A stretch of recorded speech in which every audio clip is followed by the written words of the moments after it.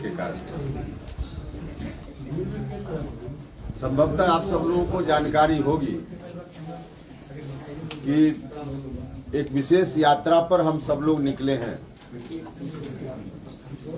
राष्ट्रीय लोक जनता दल का गठन हुआ और तत्पश्चात हम सब लोगों ने तय किया कि हम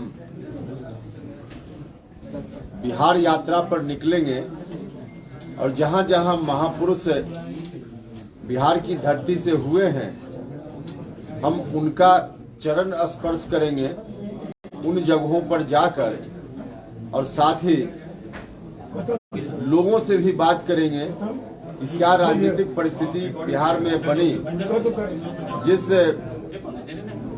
के परिणाम स्वरूप हम सब लोगों ने पार्टी का गठन किया। उसी क्रम में विरासत बचाओ नमन यात्रा का आज दूसरा दिन है।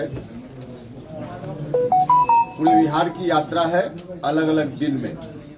कल हम लोग थे पश्चिमी चंपारण में, जहां बापू की कर्मभूमि विधिहरवा में जो स्मारक उनका है वहां हम सब लोगों ने नमन किया और वहां से चलते हुए रात में यहाँ हम लोग रुके। उसके पहले बत्तख मियाँ जो स्वतंत्रता सेनानी रहे हैं उनके समक्ष भी हम सब लोगों ने नमन किया और फिर यहाँ से आज मुजफ्फरपुर की तरफ जाना है जहाँ जुब्बा सहनी उनका स्मारक है, वहां जाकर उनका भी नमन करेंगे। अभी जो परिस्थिति बिहार के सामने आई है, बिहार फिर से 15-20 साल पहले की स्थिति में लौटता दिख रहा है। बहुत ही मशक्कत के बाद बिहार को उस परिस्थिति से बाहर लाया गया था। क्या था उस वक्त बिहार? 2005 के पहले जिन लोगों ने भी देखा है, अभी सब लोगों के मन में एक परेशानी आ गई है कि क्या होगा अगर फिर से बिहार वहां पहुंच गया। हर तरह से तबाह था, आतंक के साए में लोग जी रहे थे, बिहार छोड़कर लोग बाहर जा रहे थे।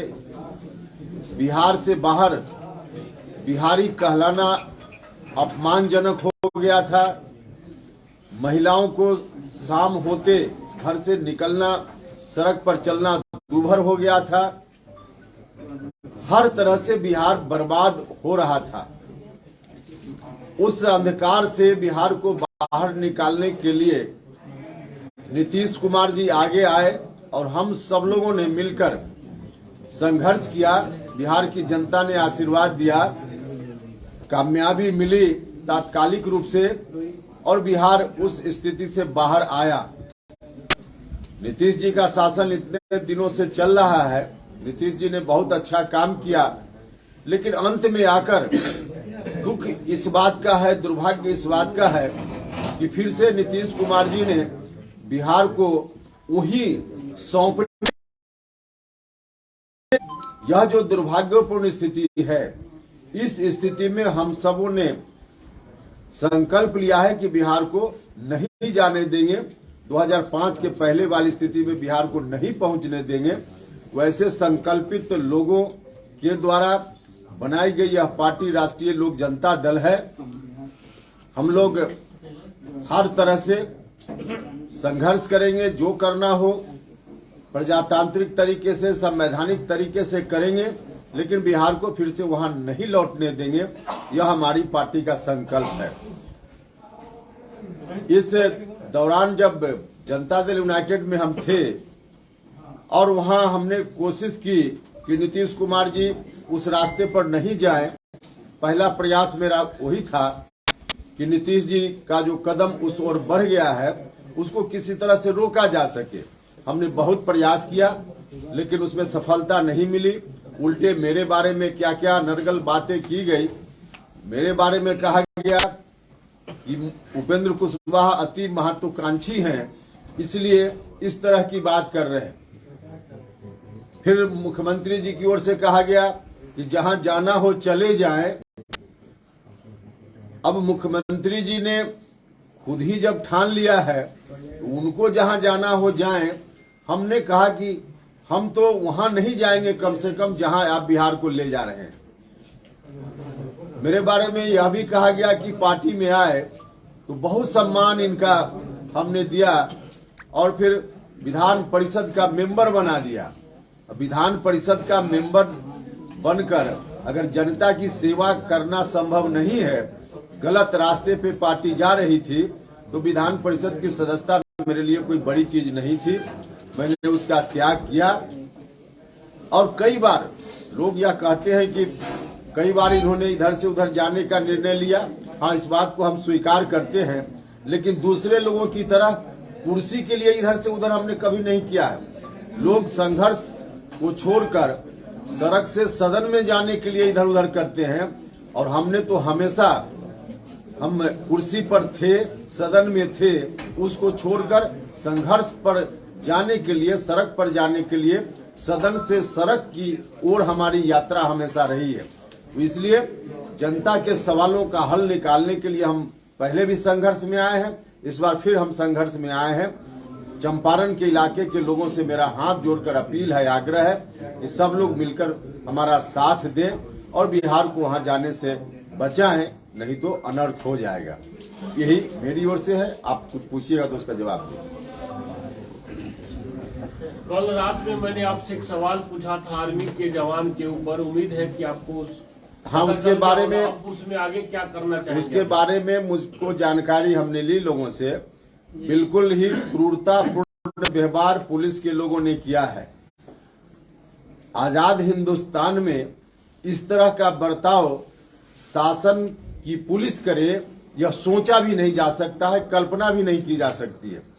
देश के लिए अपनी जान को हथेली पर लेकर जो नौजवान लोग सीमा पर रक्षा करते हैं, तब हम चैन की नींद सोते हैं देशवासी, और उनके साथ इस तरह का बर्ताव पुलिस ने किया है। जितनी निंदा की जाए इसकी कम है। हमने उसके बारे में पूरी जानकारी ली है। एक और जानकारी पुलिस की इस तरह की बर्बरता के संदर्भ में हम ऐड करना चाहते हैं आपके साथ। पुलिस ने न सिर्फ चंपारण में सेना के जवान के साथ इस तरह का एक व्यवहार किया, बल्कि अभी कल परसों की घटना है, वैशाली जिला में एक शहीद हुआ था अभी से 1.5-2 साल पहले। मेरे घर के बगल का गांव है। हम सब लोग गए थे उस समय। सरकार, जो भी प्रशासन के लोगों ने, डीएम वगैरह सब लोगों ने जाकर श्रद्धांजलि दी, लेकिन उनके पिताजी जो बुजुर्ग हैं, उन्होंने अपने शहीद बेटा का स्मारक बनाने के लिए, प्रतिमा स्थापित करने के लिए कोशिश की, और उस कोशिश में हो सकता है कि कुछ विवाद जमीनी रहा हो, हमको नहीं मालूम ठीक से, लेकिन रहा भी हो तो उस प्रशासन की जवाबदेही थी कि उस विवाद को बैठकर सुलझाने का काम किया जाता।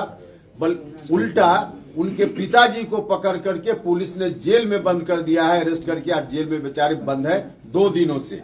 तो पुलिस, राज्य की पुलिस इस तरह का बर्ताव चारों तरफ कर रही है, लगता है बिल्कुल अराजक माहौल है। प्रशासन, पुलिस प्रशासन के लोग अपना काम नहीं कर रहे हैं। जो काम उनको नहीं करना चाहिए उन्हीं कामों में लगे हुए हैं। काम करना चाहिए, लोगों की सुरक्षा देना उनकी जवाबदेही है, लेकिन गरीब लोगों को अब शराबबंदी कानून के नाम पर किस तरह से गरीब लोगों को तंग तबाह, उनके ऊपर डंडा चलाया जा रहा है। तो प्रशासन बिल्कुल एक तरह से कहिए कि कोई उनके ऊपर लगाम नहीं है। जहां जो मन में आवे, कोई भी सज्जन आदमी, कोई भी निर्दोष आदमी उसके ऊपर डंडा चलाए, और यही काम हो रहा है। और अभी तो आहट है, पुराना 15 साल 2005 के पहले वाला जो 15 साल था, अभी तो आहट है कहीं कहीं से कि वह स्थिति आ सकती है। पूरे तौर पे अभी फुल फ्लेजेड सत्ता में आरजेडी वाले नहीं है, अभी आधा अधूरा सत्ता में है। तब तो ऐसी स्थिति है राज्य की। जिस दिन फुल फ्लेजेड आरजेडी वाले सत्ता में आ जाएंगे, उस दिन राज्य की क्या स्थिति होगी, यह कल्पना करके भी सिहर उठता है आदमी। तो यह स्थिति है ही, हम खुद देखेंगे जहां जो घटना हुई है, यहाँ पुलिस के लोगों ने जिस तरह से बर्ताव किया है सेना के जवान के साथ, हम खुद देखेंगे, उसमें जो कुछ भी हो सकता है हम अपनी ओर से करेंगे। सर, चंपारण के धरती पे काफी लोग धरना पे बैठे हैं, बहुत सारे नौजवान और देश के सेना भी छुट्टी ले लेकर आ रहे हैं ताकि उस जवान को रिहा कराया जाए। तो इसके संबंध में आप क्या कहना चाहते हैं? इसी के आपका बारे में साथ तो बोले। कहाँ तक मिलेगा सर? और इसी के बारे में हम बोले सर, इसमें आपका साथ सवाल यह है कि 60 घंटे में एक विंग कमांडर अभिनंदन को पाकिस्तान से छुड़वा के ले आ सकती है केंद्र सरकार, और आज 6 दिन से ज्यादा हो गया वो आर्मी का जवान अपने ही देश के अपने ही जिला में जेल में बंद है, और अभी तक पुलिस कुछ नहीं कर रही है, और हमारे जिले के हमारे राज्य के नेता भी इस पे कुछ नहीं कर रहे। क्यों नहीं आप धरना प्रदर्शन पे बैठा रहे हैं इस मुद्दे नहीं, देखिए धरना प्रदर्शन पर बैठे हुए लोग उनकी मांग का हम पूरा समर्थन करते हैं। अब ऐसे नहीं होता है। सर, ये बताइए कि अटकलें लगाई जा रही है कि आप भाजपा में अगला चुनाव भाजपा के साथ लड़ेंगे? देखिए, हमने पार्टी का भी 4 दिन पहले बनाई है। हम अलायंस से इनकार नहीं कर रहे हैं, लेकिन अलायंस कब करेंगे, कैसे करेंगे, कहाँ करेंगे, अभी पार्टी की ओर से तय नहीं है। जब तय करेंगे तो बताएंगे। मतलब भाजपा के साथ जा सकते हैं? नहीं, हमने कहा कि अभी जा सकते हैं, यह भी तय नहीं है, और नहीं जा सकते हैं, यह भी हम नहीं कर सकते हैं। जब पार्टी तय करेगी तो हम बता पाएंगे ना अपना स्टैंड इस पर। शराबबंदी का आपने नाम लिया था कि शराबबंदी के चक्कर में बहुत सारे गरीब लोगों को जेल में ठूस दिया गया, तो आप मानते हैं कि शराबबंदी सफल है? और अगर सफल नहीं है तो आप अगर सत्ता में आते हैं तो इसके ऊपर क्या एक्शन लेंगे? देखिए, सबसे पहली बात कि शराबबंदी तो बहुत जरूरी है। चंपारण गांधी की धरती है। गांधी जी ने भी कहा था शराब आदमी का शरीर और आत्मा दोनों का नाश करती है। तो शराब पीना तो गलत है, बहुत जरूरी है। और बिहार की सरकार ने निर्णय लिया, लेकिन उनका जो निर्णय है वह निर्णय शराबबंदी को सफल बनाने में नहीं काम हो रहा है, बल्कि उल्टे गरीब लोगों पर डंडा चलाने में इस कानून का उपयोग प्रशासन के लोग कर रहे हैं। तो जो कानून है उस कानून का उपयोग शराबबंदी में नहीं हो रहा है, उस कानून का उपयोग गरीब लोगों का खून चूसने में अस्त्र के रूप में प्रशासन के लोग कर रहे हैं। तो सरकार को देखना चाहिए यह किस तरह से ठीक से इम्प्लीमेंटेशन हो। मेरी समझ से जो मशीनरी है इनकी इस कानून को इम्प्लीमेंट करने वाली, वह मशीनरी ही जर्जर है, ध्वस्त है। जब तक वह मशीनरी जर्जर है तब तक कानून ठीक से नहीं इम्प्लीमेंट होगा और गरीब लोग जेल जाते रहेंगे, मार खाते रहेंगे। यही हो रहा है। सर, आप विरासत बचाओ नमन यात्रा निकाले हैं, तो किस प्रकार की विरासत को बचाने का प्रयास कर रहे हैं और किससे बचाने का प्रयास कर रहे हैं? देखिए, विरासत जब से हम लोग राजनीति देख रहे हैं 30-35 साल पहले जननायक कर्पूरी ठाकुर जी की विरासत बिहार में मजबूत कैसे हो, इस पर सब लोग लगे हुए थे, चाहे लालू यादव जी हो, नीतीश कुमार जी हो, हम सब लोग। एक समय आया जब जननायक कर्पूरी ठाकुर जी हम लोगों के बीच से चले गए और वह विरासत लालू जी के हाथ में आ गई। बिहार के लोगों ने उनके ऊपर सौंप दिया। लालू जी ने शुरुआती 2-3 वर्ष तक तो अच्छा काम किया, लेकिन उसके बाद जनता ने उनको ताकत दी थी बिहार को देखने के लिए और परिवार को देखने लगे। परिवार में सिमट गए, जिसके चलते क्या क्या गलत काम उनको करना पड़ा, जिसका नतीजा खामियाजा भी लालू जी भुगत रहे हैं। उसी का परिणाम है जो भुगत रहे हैं। तो लालू जी जब गलत रास्ते पर चले गए, उस विरासत से मिली हुई ताकत का इस्तेमाल उन्होंने गलत किया, अपने परिवार के लिए किया। तब फिर से जो संघर्ष चला, बिहार की जनता ने उसी विरासत को नीतीश जी के हाथ में सौंपने का काम किया।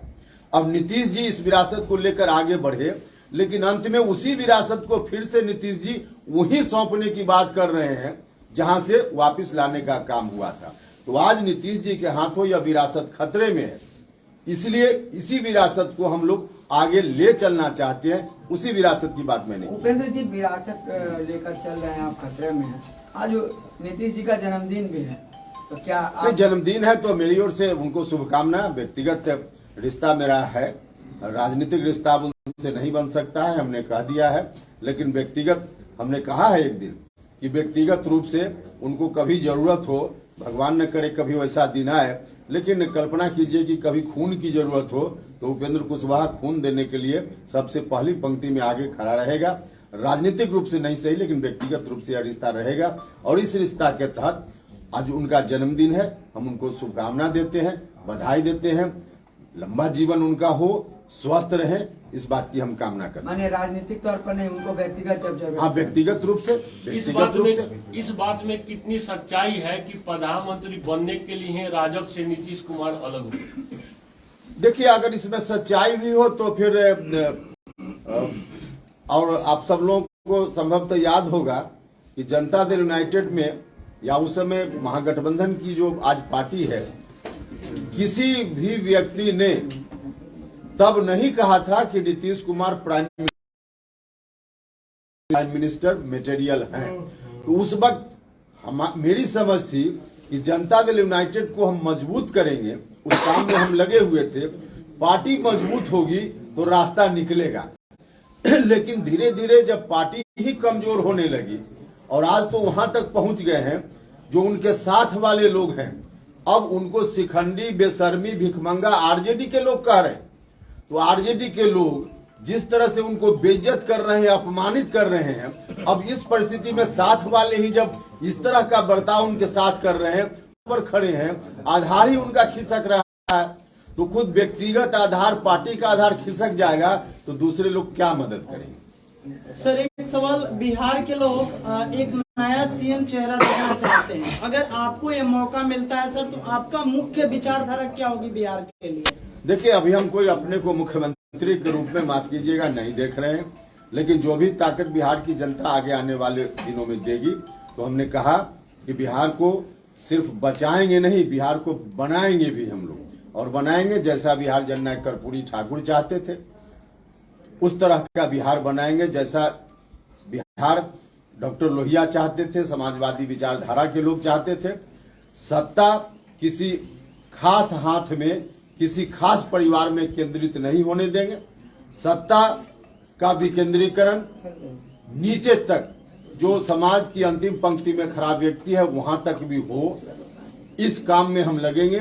और विकास का काम, जो जितना आयाम हो सकता है विकास के मामला में, खास करके शिक्षा, स्वास्थ्य, जो गरीब से सीधे जुड़ा हुआ है, शिक्षा के बिना गरीबों का कल्याण नहीं हो सकता। स्वास्थ्य है, लोग बीमार पड़ते हैं, इलाज के पैसा के अभाव में मर जाते हैं। नौजवान लोग हैं जिनको रोजगार नहीं मिल पा रहा है, दर दर की ठोकरें लोग खाते हैं। तो इन तमाम चीजों का कैसे हल निकले, इस पर हम ध्यान दें। सत्ता लालू परिवार के हाथ में नहीं जाना चाहिए। आपके नियम, आपके कहने के अनुसार लालू परिवार के हाथ में नहीं जाना चाहिए, क्योंकि नीतीश कुमार ने भी कहा है कि तेजस्वी और यादव को आगे जो है वही सब कुछ है, यानी कि लालू परिवार के हाथ में नहीं जाना चाहिए। बिल्कुल नहीं जाना चाहिए, 100% आप ठीक बोले, बिल्कुल नहीं जाना चाहिए।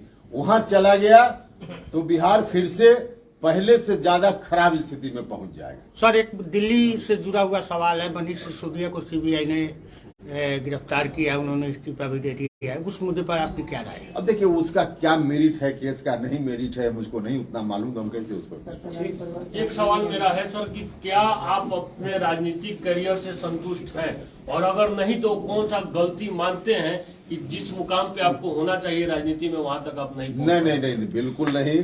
हम जब हमने निर्णय लिया है और जहां हम हैं, जनता का आशीर्वाद मेरे साथ है, इसलिए बिल्कुल मैं हूं, उसमें कहीं कोई मुझको पीछे के निर्णय पर कोई गलती हम महसूस करते हैं, ऐसा नहीं। सर, हर विधानसभा चुनाव में आप बागी कहलाते हैं और हर बार आप बगावत करते हैं, आखिर क्या मुख्य वजह होती है? अरे मुख्य वजह तब बता दिए भैया।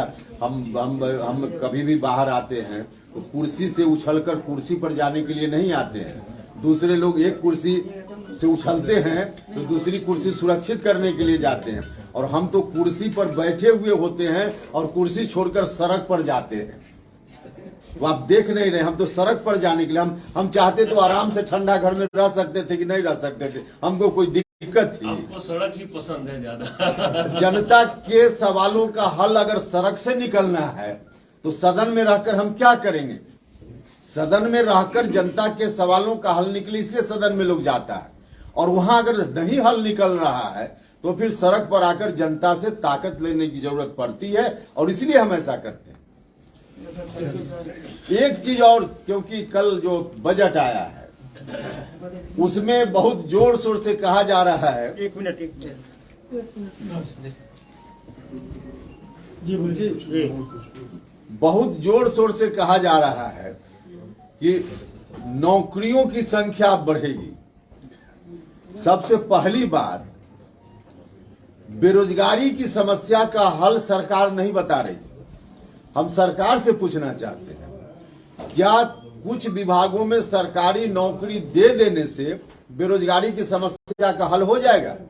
बेरोजगारी की समस्या बड़ी समस्या है, इसका हल निकले इस पर सरकार का कोई ध्यान नहीं। इंडस्ट्रीज हो छोटा छोटा बिहार में, जो इन्वेस्ट करने वाले लोग हैं उनको प्रमोट किया जाए। आखिर यहां से जो लोग हमारे नौजवान जाते हैं दूसरे राज्यों में, तो वहां जाकर छोटी छोटी फैक्ट्रियों में किसी तरह से ढूंढ करके अपना जीवन यापन चलाते हैं। कई बार देखिएगा कि बाहर में जो इंडस्ट्रीज है, मालिक भी उसके कई बार होते हैं बिहार के, मजदूर सब बिहार के, रॉ मटेरियल बिहार से, और वहां जो प्रोडक्ट बनता है वह भी बिहार में आकर ही मार्केटिंग उसकी होती है। तो इतना चीज बिहार से बाहर बिहार के लोग कर सकते हैं, तो यह काम बिहार में नहीं हो सकता है क्या? बिहार में भी हो सकता है। ऐसा यदि हो तब बिहार में बेरोजगारी की समस्या का हल निकल पाएगा। लेकिन इस पर सरकार का जो बजट आया उसमें कोई ध्यान नहीं, कुछ भी नहीं। और नौकरी की बात है तो पहले से जो बजाबता वैकेंसी है आप उसको भरने की बात कर रहे हैं और कह रहे हैं कि हम नौकरी दे रहे हैं। बिल्कुल आईवास है, यह जो कहा जा रहा है आईवास है। जो एसटीटी पास करके जो छात्र लोग सड़क पर घूम रहे हैं, नौकरी देने की बात करते हैं तो उनकी समस्या का हल निकाले ना। सब तरह की पात्रता लेकर और नौजवान लोग पटना की सड़कों पर जाकर लाठी खाता है और आप कह रहे हैं कि हम नौकरी दे रहे हैं। उनकी समस्या का हल निकालें। शिक्षकों के लाखों पद खाली हैं कि नहीं खाली हैं स्कूल में, खाली है। और फिर नौजवान जिनको वहां नौकरी मिलनी चाहिए, योग्यता रखे हुए नौजवान भी घूम रहे हैं और सरकार कह रही है कि हम नौकरी दे रहे हैं। भैया जो पात्र लोग हैं सड़क पर लाठी खा रहे हैं, आपके यहाँ वैकेंसी भी है और फिर आप आईवास करने के लिए बजट में भाषण कर रहे हैं कि हम नौकरी दे रहे हैं। कुछ नहीं है इनका, आईवास है। हाँ, कुछ नौकरी भी अगर देंगे तो लैंड फॉर जॉब बिहार के लोगों ने देखा है, तो फिर कहीं लैंड फॉर जॉब का मामला कुछ दिमाग में आया हो तो कुछ नौकरी दे दो और उसके बदले में कुछ जमीन लिखवा लो, यह हो सकता है। तो उनकी यही योजना होगी, लैंड फॉर जॉब। बाकी कोई नौजवानों के हितों का ध्यान रख करके, बेरोजगार नौजवानों का हितों का ध्यान रख करके बजट में कुछ भी नहीं। बहुत धन्यवाद।